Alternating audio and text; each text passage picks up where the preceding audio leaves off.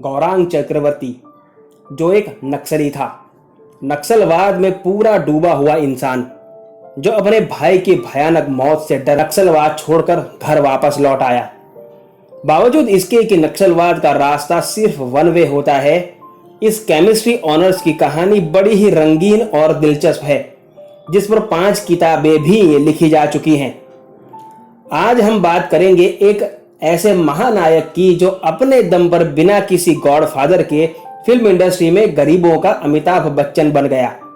नमस्कार, फिल्मी तनारा चैनल के एक और मनोरंजन और जानकारियों से भरपूर एपिसोड में आपका स्वागत है। गौरांग चक्रवर्ती, जिनका स्क्रीन नेम मिथुन चक्रवर्ती है, प्यार से लोग उन्हें मिथुन दा, दादा, डिस्को किंग और महागुरु भी कहते हैं। इनका जन्म 16 जून 1950 के दिन वेस्ट बंगाल में हुआ था। इनके पिता का नाम वसंत कुमार चक्रवर्ती और मां का नाम शांति रानी चक्रवर्ती है। मिथुन चक्रवर्ती ने chemistry honours Scottish church college Kolkata से किया। इसके बाद मिथुन नक्सलवादी बन गए थे। नक्सलवाद में पूरे तरीके से डूबे हुए मिथुन का दिमाग तब खुला जब उनका भाई एक एक्सीडेंट में इलेक्ट्रिक शॉक लगने से मारा गया। परिवार का सहारा बनने के लिए मिथुन ने नक्सलवाद को हमेशा के लिए बाय बाय कहा और film and television institute of India, जो पुणे में है, उसे ज्वाइन किया और एक्टिंग सीखी।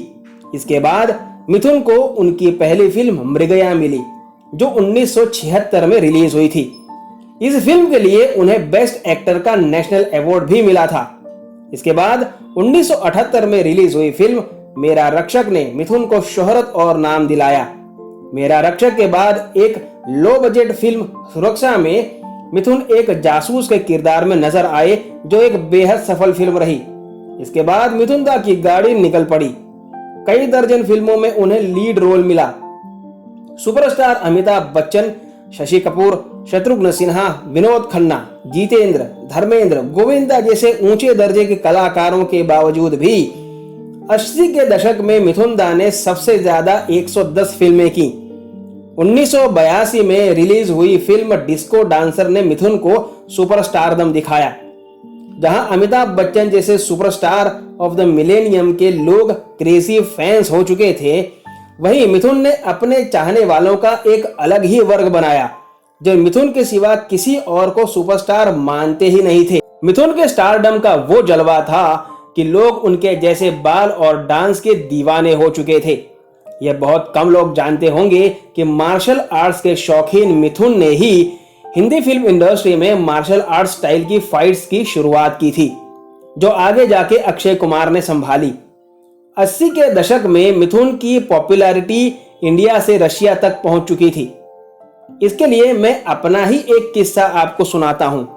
अभी कुछ साल पहले ही जब मैं रशिया गया था, तब मॉस्को में मुझे इंडियन जानने के बाद उन लोगों ने मुझे जिमी जिमी आजा आजा कह के बुलाया था और ट्रीट भी दी थी। ये मिथुन का स्टारडम नहीं तो और क्या है। बड़े से बड़े दिग्गज कलाकारों के बीच 1986 में मिथुन सबसे बड़े टैक्स पेयर रहे थे इंडिया में। और कुछ कहूं उनकी शोहरत के बारे में, लेकिन जैसे हर कलाकार का डाउनफॉल आता है, वैसे ही 90 के दशक में मिथुन की लगातार 38 फिल्में फ्लॉप हो गई और लगा कि अब मिथुन खत्म। अपनी इस असफलता से मिथुन भी परेशान हो गए थे और तब उन्होंने ऊटी में मोनार्क नामक 5 स्टार होटल बनाई।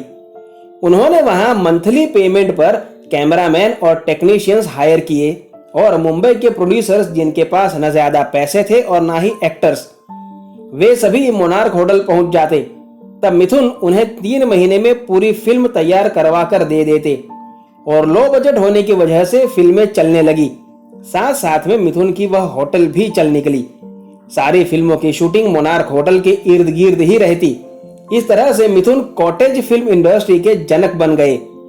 इस तरह मिथुन ने 30-35 वर्षों में खूब नाम दाम कमाया। उन्होंने जूनियर कलाकार और डांसर्स की हमेशा मदद की। मिथुन ने 1979 में एक्ट्रेस हेलेना ल्यूक से शादी की थी, लेकिन सिर्फ 4 महीनों में ही उनका डिवोर्स हो गया था।